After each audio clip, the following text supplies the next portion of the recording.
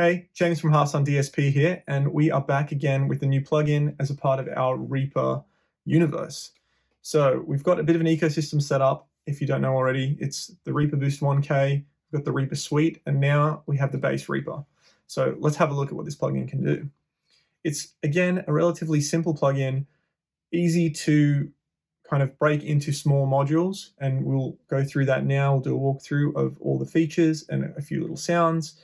And yeah, basically it integrates with the Reaper Suite and the Reaper Boost in a overall picture sort of a scheme where this locks in perfectly with those sounds. It's designed to work together, so you don't have to guess. You know that if you've got the Reaper Suite open and you've got the BassReaper open, basically you set it and they will work perfectly, and you can work the rest of your mix around that. So bass is a huge reason why the guitars sound so good on so many of these albums, because as we know, that kind of Children of Bodom rhythm sound is generally very attack and mid-range and all top end, and there's not a lot of bass. And that's partially by design and partially just as a failure of the hardware to create those low frequencies. That old GP 1000 that Alexa used had zero low end, even with it maxed out, even with its modifications that they had done to it later on, barely enough low end that they'd have to use an RSP processor to increase its low end, and even then it wasn't a whole lot. Anyway, in a mix, generally that's not something that you want from the guitars anyway. You want to be able to get all of that low end and all that fundamental frequency information from the bass, and that's where this comes in. So let's break down the plugin in its modules. Very, very simple, nice big display.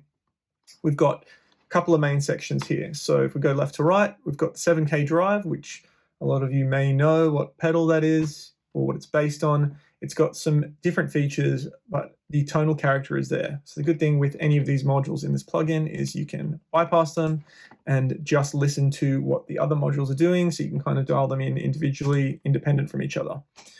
So we'll go through the rest of them now. But okay, so 7K drive, basically a gritty bass distortion, can add a lot of grind, a lot of attack, can give you a texture to the bass to make it stand out for the mix or blend in, depending on how you set it. So we'll go through this in context shortly and give you a couple of different indications of what the knobs do. In that 7K drive stage, there is also a gate, which is independent, which works out really, really good. So you can make sure that all the starts and stops are perfect.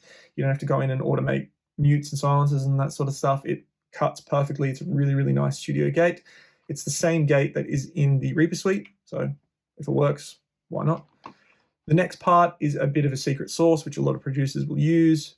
It is a guitar amp sim that the bass runs through, so then it can basically blend in with the guitar channel. So you've got a certain distortion character that is different, that is kind of familiar and allows you to blend the bass in with the guitar. Bypassable, you can automate all of this sort of stuff. It's really cool. As a part of that guitar amp section, you've got 3 modes, and they all have very different characters, very different sounds, and an entirely different feel. They're all kind of preset EQ curves to work with the Reaper Suite, which is nice. So basically you set the amount you want, and you're good to go. So it's got a crunch, which is a sort of gold amp that we all know and love, that's very crunchy and sounds really good. We have a growl, which is a real mid-range, heavy, super kind of honky, but in a good way. It really gives you clarity and gives you note definition on the bass. So if you want those notes to stick out, that's the one to go with. And then you've got the insane mode, which is just all out crazy amounts of gain, super distorted, really aggressive, probably for more modern music. It's really, really cool. The good thing with this is these are all blendable into each other. So basically, if you've got the 7K drive on and you want just a little more of a distortion character that is different, you want a little more grit, sustain, definition, whatever it is, you can use that with distortion by adding this in. So at 0, there's nothing, and then it slowly blends it in and gives you some control over that sound. Again, it's got an independent gate, which is really, really aggressive. It works out really, really good so that you have perfect stops, which is super important. It just makes everything sound cleaner and better, and yeah, it's just good to have.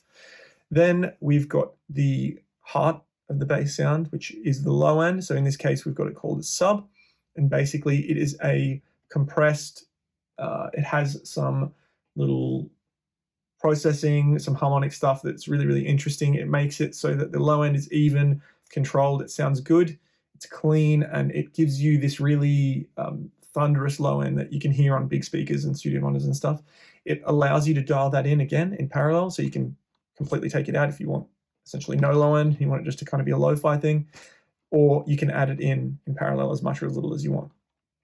Then with our output section here, with the master, we have a single cabinet emulation, which basically it gives you the album sound. So if you've got that on, mix into it and you are there. You don't need to guess, you don't need to worry, you don't have to go and like move mic models and think, oh wow, is that low end good? Are we in phase? Are we clean? Is it working?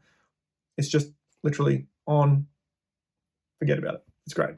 You can, of course, turn the cabinet off if you want, and then that way you can use external IRs, or you can go without the cab altogether, and it gives you a very like stringy, kind of extended low end. It's really cool. It's a different sound, and it can work for a different genre of music. So it's good to have that option there. And then finally, we've got our output metering with a clip.